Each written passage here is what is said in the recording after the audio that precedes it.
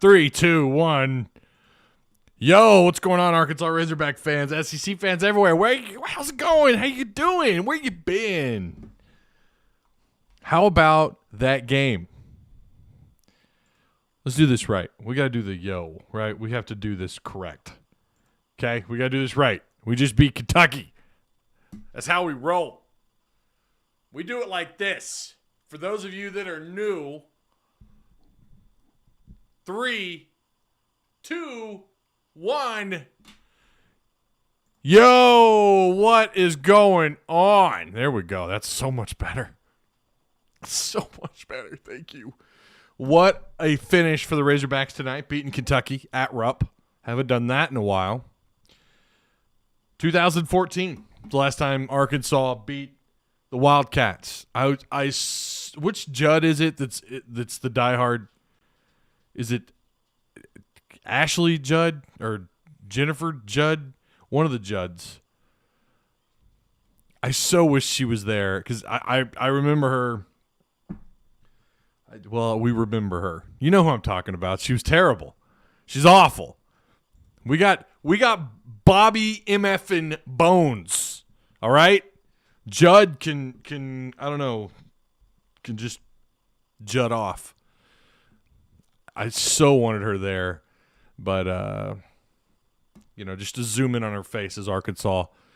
Was that Devo with the steal at the end? Because I was trying to get stuff set up in here, and I had minimized Photoshop, getting my thumbnail put together, and then I hear them go crazy over my speakers, or my computer speakers, and I pull it up and pull up the game, and Arkansas celebrating. I guess that was Devo with that steal at the last second.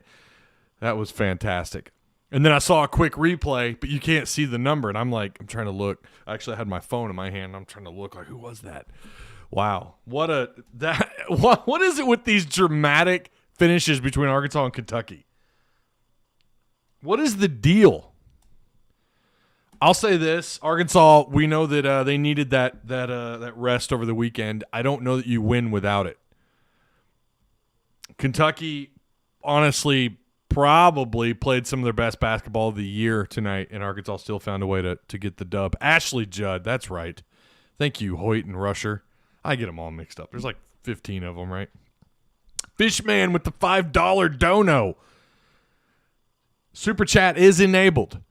Super Chat will always take priority. If you guys really want to get my attention to make sure I read what you have to say, that's the route to take. Heart Attack Hogs almost took a dump to end it, but woo pig. Hope you're doing well, Ty. I'm doing okay. Doing all right. Thank you for asking, Fish. I appreciate that. I really do. A lot to talk about, but I mean, really, at the end of the day, first off, imagine had you played last Saturday. I feel like you do get that win, and then you got to win tonight. You'd be riding a nice little comfy win streak. It doesn't do much in terms of your quality wins, but at least you can kind of build that momentum, right? Getting ready for the hardest part of your schedule. Because it's here. It is the hardest part of your schedule. It's coming up next for the Razorbacks. I thought tonight if you lost, you absolutely had to win out. Maybe you could drop one to Bama, but you had to win out and then go do something in the tournament. We've talked about this too. We don't know how the selection committee, how they're gonna do their picks with your typical blue blood schools struggling this year. Teams postponing games, canceling games. Arkansas now has been the victim of that.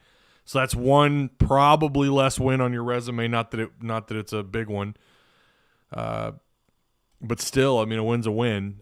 So we don't know how the selection committee, how this is going to go down for March Madness, for the big dance.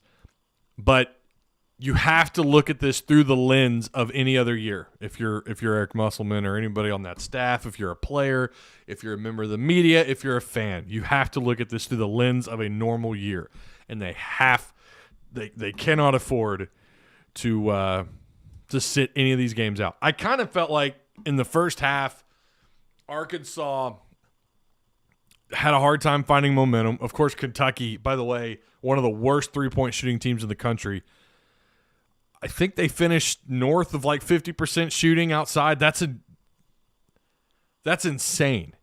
And I do think a lot of that was just poor perimeter play by the Razorbacks. And on top of that, Kentucky just couldn't miss. When you're on, you're on. And they were on tonight.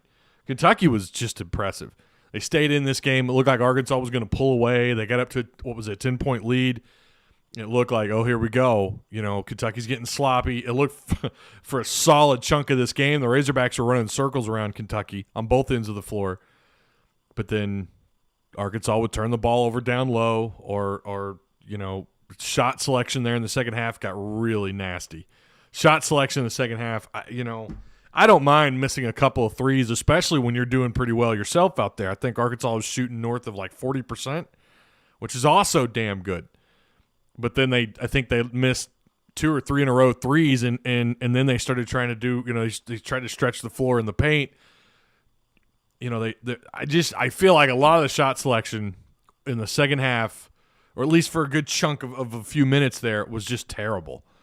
They were just getting the ball and shooting it up. There was no moving the ball around. And if you noticed, Arkansas looked a lot better when they were moving the ball around. Now, they do the same thing where they get lost down low.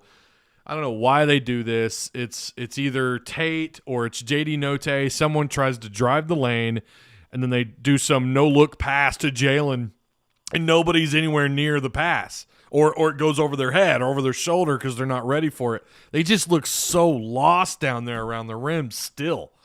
They still have problems. Kentucky, though, pretty good interior defense. They're pretty good down low. In fact, that is their strength. Their strength is not knocking down threes. Their strength is not the kind of defense we saw tonight.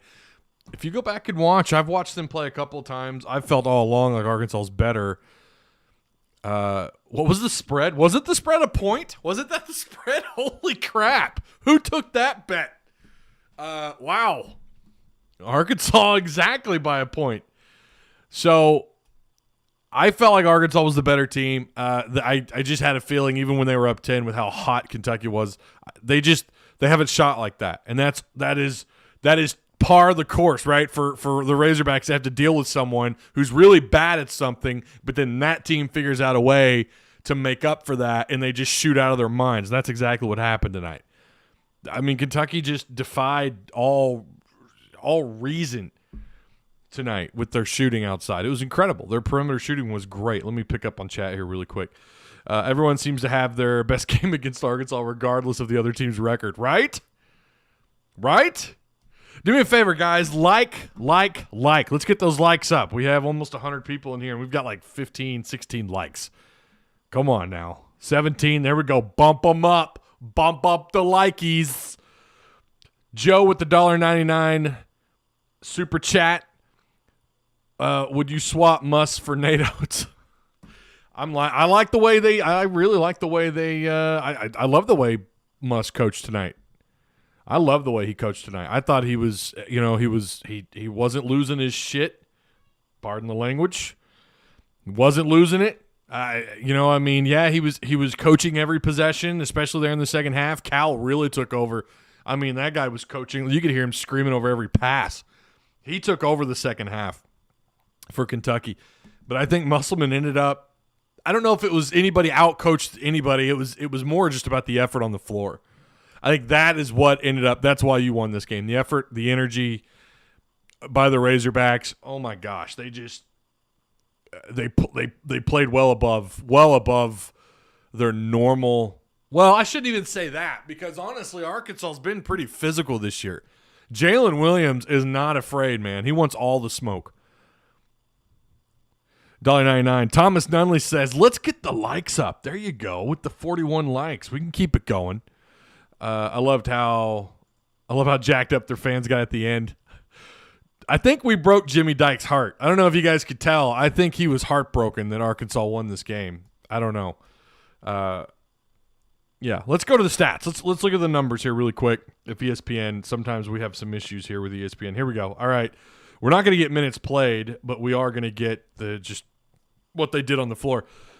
Vanover tonight, once again, man. This guy, if you can get 2 or 3 blocks and a couple of threes, double digits, you're going to take that out of him every night. The last 3 games, It's so odd to me how people, don't get me wrong, I was kind of over the experiment too in terms of the amount of play and the amount of minutes he was getting. He just didn't seem to be super effective down low. He really, outside of altering shots, was just really, he's getting bullied, right? He's getting bullied. He's getting pushed around. He's stepped up these last 3 games. Now, there are people on Facebook, Razorback Nation, Twitter, I'm sure there's been message boards. People were just brutal on this kid. Like, why does he have a scholarship? This is why Mike Anderson never offered him. This is, he's a waste of a scholarship, blah, blah, blah. Look at what he's done the last 3 games. All right. I still don't know what the right amount of how many minutes he should get on the floor. But considering the kind of ball that Kentucky played tonight, they were a little bit more up-tempo, and he did a pretty decent job at keeping up with that tempo. But 12 points, 2 blocks, 4 rebounds. He didn't have any offensive rebounds. He did kind of boxing out was an issue for the Razorbacks tonight. If you guys didn't notice, Kentucky pushed Arkansas around. The only guy that really seemed to make any effort and was able to make any movement down low was Jalen Williams. Now his numbers may not reflect that. I haven't actually looked at them. Let's start with Kentucky. We always go with the other team first. 25 of 61 from the floor. They shot 41%. Okay, yeah, pretty good, right? Not too bad. And they got they got 19 points from their bench too. They ended up rotating about 9 players tonight. 14 out of 26 at 3-point range, man. 14 of 26 shooting almost 54%. What hurt them tonight was their free throw shooting. It was not good. These guys shot, anybody that shoots south of like 70%, you're like, ooh, these guys shot damn near they shot 64%. Now, again, they did really good rebounding. Arkansas, when they were able to kind of rotate in some more size, you could tell like Connor and Jalen and Justin started to get a little bit more effective in the rebound game. Well, at least Connor and Jalen. Jalen would end up with 7 rebounds. I'm looking at it now. I knew he had at least 6, 5 or 6, but he was a problem, right? But they ended up, Kentucky had 2-to-1 offensive rebounds. I think that's the highest anyone's done in terms of offensive rebounds against Arkansas. I think that's the highest, the 2-to-1 odds there at 12-6. But yeah, 64% at 3-point range. But what killed them tonight, 53.8% at 3-point range, 64% at the free throw line. That killed them. That's why they lost. I think they're going to look back and they're going to go free throws. We were physical. We boxed out well. We were obviously knocking down the 3. We were hustling. There was a lot of energy. When we had momentum, they struggled carrying their momentum, and you got to give Arkansas credit for that. Their leading scorer tonight, of course, was Boston, 17 points, 7 rebounds. This guy almost had a double-double, 3 assists. He only turned the ball over once. He played some really clean basketball. He shot 60% from the floor, 4 of 5. 4 of 5 shooting from 3-point range, not half bad. Mintz was 3 of 7. Sarr was 3 of 5, who had 13 points. They Toppin was 3 of 5 from the floor, and he was 2 for 2 with 6 rebounds. So they were effective all over the floor. I think they played some of their best basketball all year tonight. Some of their best basketball tonight. Of course, what are the 18 games so far in the year for them? Arkansas, again, tipping the cap to Connor Vanover. But 43% for the Razorbacks. He was 4 of 7 from the floor. He had a couple of dunks. He's starting to get in it there, isn't he? Trying to get his elbows dirty. That's what he's doing. I'm loving it. 43.5% for the Razorbacks from the floor. 9 of 24 isn't terrible. You're at almost 38% shooting there. Arkansas was fantastic at the free throw line. Considering you're inside Rupp, that place can still get loud. I don't know how many fans are in there. I think it was supposed to be 4,000. Sounded probably like 10 or 5 or somewhere between 5. It sounded louder than 4,000, I'll say that. With 78%, you were 18 of 23 at the free throw line. Tate, your leading scorer, he had just too many turnovers. He's got to chill out on the turnovers. But you're going to take the turnover ratio tonight, right? You're going to take it. 11 turnovers by Kentucky, 6 by Arkansas, 4 of those committed by Tate. But he's your leading scorer. He had 3 assists, 4 rebounds. Moody was 14 points tonight, 7 rebounds. He was close to a double-double. He had an offensive rebound. Man, he was trying to crash the boards. I mean, he was playing really pretty physical. Justin Smith would end up shooting 40% from the floor, 1 of 2 from the free throw line, 0 for 1 outside. And, of course, Vance Jackson, he's always good for at least 1 3. He did that exactly tonight, 1 of 3 at three-point range, 2 of 4 from the floor. He had 5 points. Williams is your second leading scorer off the floor with 9. He ended up with 7 rebounds like we mentioned earlier. J.D. Note, 11 points. I think he got roughed up there a little bit, but 3 of 4 from the free throw line, but he had 11 points off the bench, a couple assists. He had a steal. You can't say enough about Devo. He didn't – look, I'm okay with 4 points, but if you're dishing the ball around, I mean, he had a couple steals. He's doing his job, right? Davis is just one of those guys. He's not gonna get you 18 points, right? He's not gonna get you 15. You're gonna be happy with 6 or 8 points, but if he could take over the leadership role on the floor and do what's asked of him, you're okay with this performance. Yeah, you could probably use a little bit more production on both ends of the floor out of him, but that's what he did tonight. Though, make no mistake about it, he's a really nice piece to have on the chessboard. He's a very nice piece to have on the chessboard. So Arkansas again. They get the dub on the road at Rupp, 81-80. I loved it. I know you guys did too. Let me go back. Did I miss? I was staring at the stat sheet. Let me scroll down. We got so lucky. Kentucky was really impressive tonight. Whenever they drained the 3, I thought it was game over, but we fought through it. Woo pig. Yeah, luck. A little bit of luck. I'm not gonna lie to you. I've been really nice to the officials this year. I mean, I really have, because I think even the losses you've had this year, I've said, well, SEC officiating, you didn't lose because of SEC officiating. I will say, I thought Kentucky, that's a little thing called home cooking, what they got tonight. They took some shots tonight at the free throw line, but Arkansas kind of made up for that in the second half. Again, they had 23 attempts, just behind Kentucky's 25. Thought they kind of got away with a little bit, and I thought Arkansas got away with a little bit too, but Kentucky, I mean, they got a little snippet of home cooking, but then in the second half, it kind of evened itself out. But I think Kentucky, look, I mean, again, they played some great basketball. You can't overlook the fact that, Kentucky's bad, but I think they played good enough tonight they could have gone toe-to-toe with just about anybody in the SEC. And you got out of there. You're going to take it. You got to get ready for your next game. Because it's about to get hot. You're on the road against the top 10, top 12 caliber Mizzou team. I'm just having such a hard time buying into them being that highly rated. But this is going to be a tough game. Not going to lie. On the 13th, that's a tough one. 3 p.m. 3 p.m. Then you're going to host Florida. You're on the road against A&M on the 20th. And then you got to play Alabama and LSU back-to-back. Fortunately, those are in Fayetteville. This is a very tough stretch. I really have no idea what it's going to take. I would say just win them all. That's the only thing I could say. Win every game you have left. Can they do that? I mean, I think they're capable of going toe-to-toe with anybody in the SEC, so long as the team that didn't show up against Mizzou doesn't show up the first game around, Alabama or LSU. The team that lost to Oklahoma State and Tennessee on the road, I'm okay with that. I thought those were gutsy performances. I thought they played really well.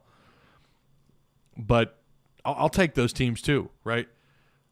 I'd take the team that played tonight. I thought they did pretty well. Not great, not elite. This kind of basketball tonight, I don't know how far it would go, what they played tonight on the floor, what they showed us. But, I mean, again, they had to overcome some things tonight at Rupp, and they snuck out of there with a win, man. You'll take it. You'll take it any day of the week. Again, that's at Mizzou on the 13th, Florida at home, and then A&M, Alabama, LSU. So looking at your rank sheet, by the way, Arkansas now 7-4 in conference play. That is good enough for third in the SEC, by the way. 15-5 overall record. So Alabama still sitting at 11-1. 16-5 overall. Missouri 13-3 overall with a 6-3 record. Tennessee's right behind you, along with Florida and Tennessee and LSU.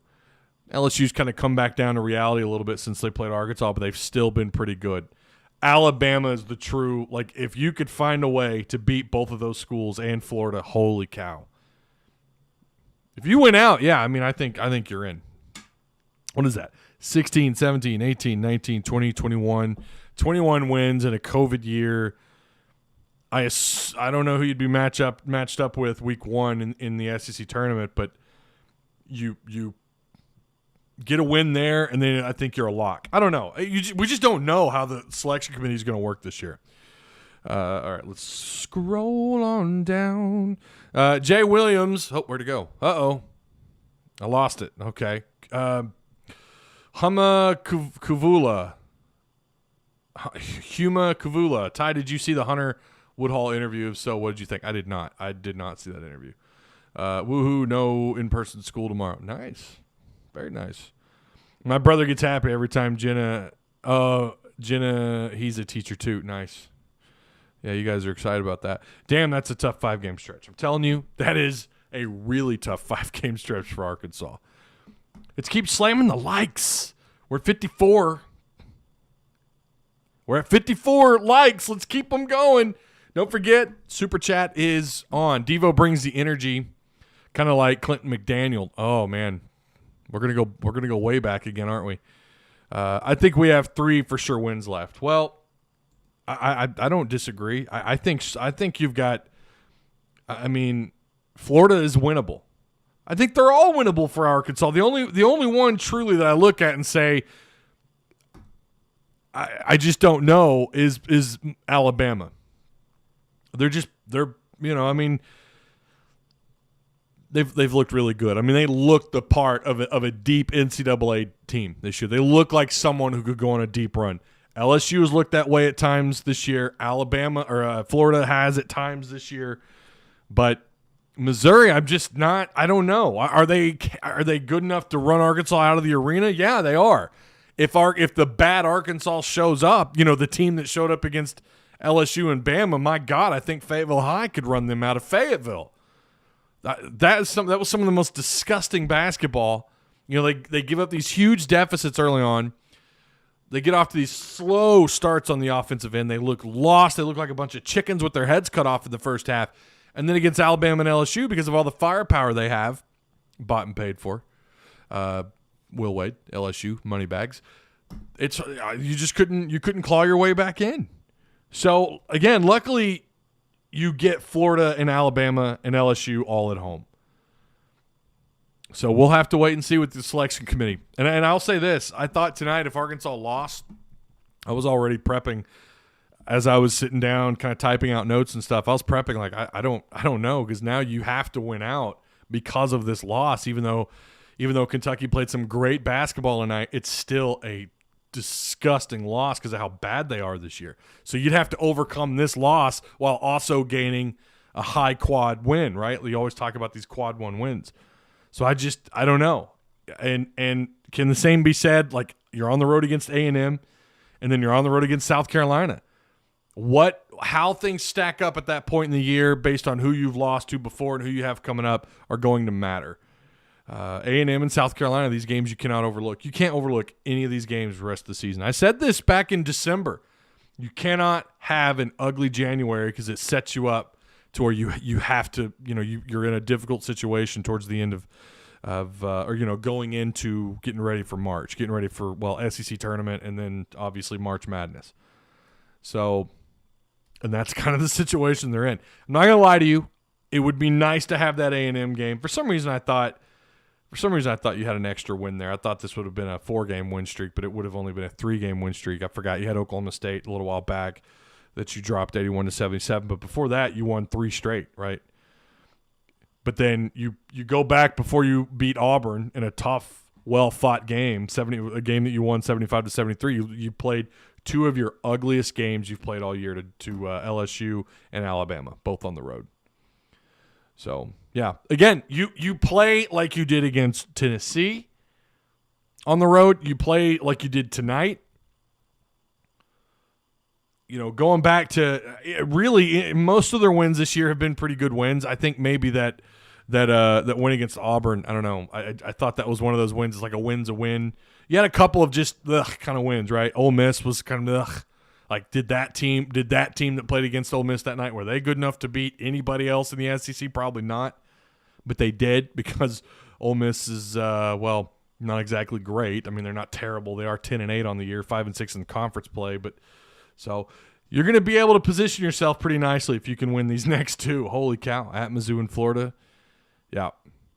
So if you're ever to go on a run, this would be it. But this is your toughest stretch of the year. So, yeah, 1, 2, 3, 4, 5, 6 games left. 6 games left on the year. Have they said if the A&M game will be made up? It will not, according to the University of Arkansas, from their own Twitter. They said they will not be able to make up that game. Do you think Moses Moody will stay and develop or leave? I think he's gone, Serpent. I think he's one and done. And I know people want to point to, sometimes he disappears. Look at that guy's wingspan, his length, his athleticism. He's I don't know if he's lottery pick or not. I don't know. I mean, everything I've read, NBC Sports, a lot of people have him as a lottery pick. So I don't see him coming back, and I don't blame him for leaving. I really don't. Listen, if you're going to ask my opinion, I think everybody should come back to Arkansas. That's where I'm at. I agree with a lot of people. Can you explain how Kentucky was a quad 1 win? Makes no sense. I never said that. I don't know where you got that at. I think people might assume because Kentucky's played better in SEC play. I don't know how that's a quad 1 win. I never said that. Chris Bales, if the guys on this team ever have a great night at the same time, we could beat anyone in the country any night. We just haven't done it yet. Yeah, they haven't, and I agree with that. They haven't played. We haven't seen a game yet outside of maybe a couple of times this year. And then, of course, it's hard to look at those non-conference games early on. But it's really hard to look at a game in conference play and go, wow, I mean, everybody did exactly what we thought they would do this year on the offensive end. We've had games where defensively you felt like at least 3 or 4 of your starting 5 played outstanding, right? They've taken steps back out in the perimeter. They haven't played as good, perimeter defense. There's way too many open looks outside in the perimeter. Look at tonight. I wouldn't be surprised if about 50% of Kentucky's shots outside were wide open shots or as close to non-contested shots. Let's put it that way. They were at least non-contested shots, and look at their three-point shooting tonight. If you take Arkansas's perimeter defense a year ago, I don't think they come anywhere near close to what they did tonight. Even jerks like LeBron James disappear. Laugh out loud, it happened. Oh, exactly. Yeah, I agree. I mean, you can't, and I'm not saying he's LeBron James, and I don't think Fishman is either, but his potential, and that's basically where the NBA draft differs from, let's say, the NFL draft. You're drafting these guys. 75% of the reason is based on their projections, what they're capable of doing. Hunter Woodhall said the NCAA forced him to go pro. He wanted to come back. Let's see. My wife is cooking popcorn. I can smell it. I can smell the popcorn. Let me see. Moody is averaging 16 a game. I don't get people calling him a lottery pick. Well, again, it's you're drafting a player based on his potential. I think he has like a 7-foot wingspan, moves up and down the floor well. He could play the 2, the 3. He could play a couple spots on both ends of the floor. He's got a clean shot, plays great defense. He's not an elite perimeter defender, but he can get down and dirty down the paint, down low. He'll strip you clean. He'll knock a ball loose. He'll play defense. He'll play physical enough. He'll play smart enough. He's got high basketball IQ for his age. No, I don't know about lottery pick, but I do see him as a first-round draft pick. I do think he's a first-round draft pick. Ty, I believe Tate returns next season. Roads are slick. Yes, be careful. I know in Northwest Arkansas we got hit pretty hard. Well, I mean, that's what they're saying anyways. I haven't looked outside, but I've heard that it's iced over. Points aren't everything. Exactly. Especially when it comes to the NBA draft. Points are not everything. Sometimes we have this pro football sense, like what did this guy do at, I don't know, Purdue to make him a first-round draft pick? Let's look at his numbers. Look at the level of competition. That is different than college basketball, especially with these one-and-dones. It's all about money if you think. Well, of course it's all about money. That's one of the most interesting comments someone can make is that it's all about the money. Guys, it's always been about the money. Nothing's changed. Nothing has changed. The internet has made everyone angry and pissed off and, and unhappy and depressed, but it's also a great place where you're constantly exposed to the very thing that's actually been happening in pro sports for the last, I don't know, forever, for a long time. And we now have a front row seat to it. We get instant notifications about, look at the Cardinals. Look at my Cardinals who signed the best third baseman in baseball. And then they just re-signed Yadier Molina. 20 years ago, you'd have to wait to read that in the paper the next day or, catch ESPN in the evening or something, right? Like now it's constantly in front of us and we think, now it's all about the money. Guys, it's always been about the money. It's always been about the money. And I'm okay with that. That's fine. That's fine. I think, it is what it is. But I do think for players, there are some guys that look too hard at the money, probably should stick around for another year, right? And we've seen that at Arkansas. We've had guys come back and develop, work on their mid-range game or work on free throw shooting or whatever. That's why if I was Moody and could make good money, then I would leave. But that's me. Yeah, I would too. I mean, we were all 18 years old once, right? And I'm sure some of you in the audience are 18. I know I've got a couple. I know I've got some high school kids that watch.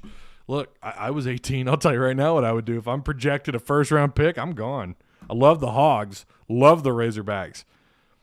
I bleed Razorback red. I was born right down the road from the stadium at Washington Regional in 1983, baby. I came out with the Hogs pumping through my veins along with the Cardinals. But yeah, it's hard to turn down money, but there are guys that need to come back. I don't know that he's one of them. I really don't. I think college sports are superior. I love college sports. Well, I like pro sports too. I don't watch the NBA. College is by far the superior game. I'll teach their own. You go to the Northeast or out West, they'll disagree. Down here in the South, you don't have a lot of NBA saturation, right? It was a big deal when you got Oklahoma State and Memphis. 83 degrees. Where are you? Are you in Daytona? What? Oh, it's so nice. It's like minus 25 here in Springdale. The love of money is evil, but gotta have it. So you don't wait. The love of money is evil, but gotta have it to not die. Okay. Daytona, that's not fair. I'm going to Florida. Yeah, we're going to be in Florida here soon. Can't wait. Navarro Beach? Navarro Beach? Is that where we're going? Man, I don't know if my wife is listening or not. All right. Great win tonight. Well, it was a great win. You're gonna take snapping an 8-game losing streak to the Kentucky Wildcats. You're gonna take that. I don't care if Arkansas wasn't even, sniffing the tournament. You love this win when you beat the Wildcats. Arkansas gets it done. Nice win, 81-80. Let's see if they can continue playing. Let's see if we can see this Razorback team the rest of the year. If that's the case, I think you got a shot here. And again, we don't know how the selection committee is going to look at this, right? Especially with these teams that have opted out, games missing, postponed, canceled, or whatever. You had teams that opted out early in the year and then, kind of came along later. It's going to be interesting to see how this all pans out. My view, and I'm sure Eric Musselman and these players feel the same way, you have to look at this through the optics as if it were a normal year. And that's the way I'm going to do it. And I think if you want to say, oh yeah, they're for sure in, I don't think you can afford to drop any game. And maybe still need to get a win in the SEC tournament, depending again on how the selection committee works. But again, we don't know that. So I'm just going to stick with we're going to have to wait and see how this thing plays out. So Mark McConaughey, it's a simple decision for him. If he stays another year, the scouts will be harder on him. The system is set up for you to leave as soon as possible. It really is. You're not wrong about that. I hate one and done. I think it is. I just think it's really messed up the game of college basketball. I really do. I don't know if it should be 3 like college football. I don't know if it should be 3, but one and done is just. I say Hogs need at least 4 more regular season conference wins. Well, that's all you have left are conference wins. Hoyt will take any win against Kentucky. You damn right. Woo pig, baby. All right, I think we're going to end it on that. I do appreciate you guys once again. If you want to become a member of the Patreon, the PTM Patreon, which goes towards helping out the channel, hey, man, it's there. Links provided for you down below in the description box. If you don't want to do that, hey, you could throw into the super chat, or there's also a PayPal down below provided. I feel like I missed a really good comment. Tom Brady is the GOAT. Prove me wrong. Oh, man, I was so wrong on that, wasn't I? I thought the Chiefs were going to blast him. I really did. Tom Brady, he is the GOAT. I've come around to it. I've despised that man since he beat the Rams way back in 2001 to win his first Super Bowl. I've hated that guy. Of course, looking back now, I'm pushing 40. Then how old was I when we lost the Super Bowl? Was that 18, 17? I think I was 18, 17. Anyways, I look back and now I'm pushing 40 and the guy's still winning Super Bowls. Like, I have to admit, man, he's the GOAT. Tom Brady's the greatest of all time. And I'm a Brett Favre, Joe Montana guy, right? Like those guys kind of changed the game. Dan Marino. Of course, I'm biased. I really thought Kurt Warner was great. I don't know that he's up there. I don't think he's on that level at all with Tom Brady, but I was a little biased with Kurt Warner. Yeah. Crazy. What a game, man. They took that huge lead, and poor Pat Mahomes just couldn't stay alive back there. Every time he snapped the ball, he was dead. It was crazy. Have a great one. All right, you guys do the same. I will. When is the next game? Hold up.